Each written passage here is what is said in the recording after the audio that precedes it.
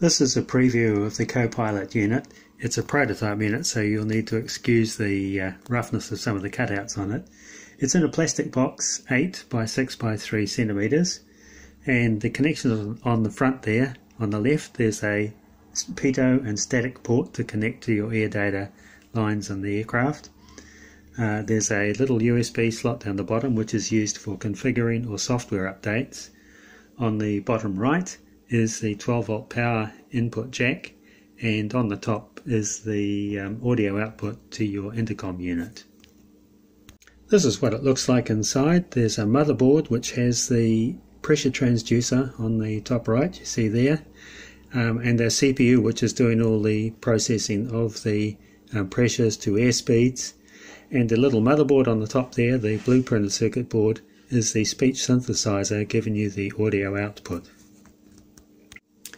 This is the unit with the power lead connected and also the audio output to some speakers. If I apply power to it, we just wait a few seconds while everything settles. Copilot1 ready, your aircraft. And it signs on to tell you it's ready to go.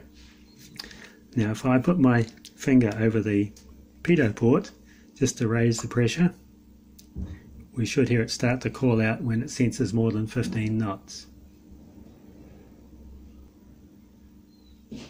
29, 38, 43, 48.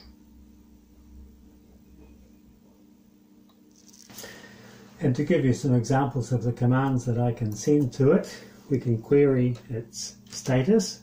Copilot1 version 1. I can set or query the units that are being used. Units 2. I can set the low speed limit. Minimum speed 15. Minimum speed 15. Safe speed. Safe speed 50. Overspeed. Overspeed 80. The time interval.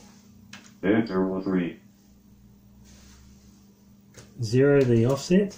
Offset cleared.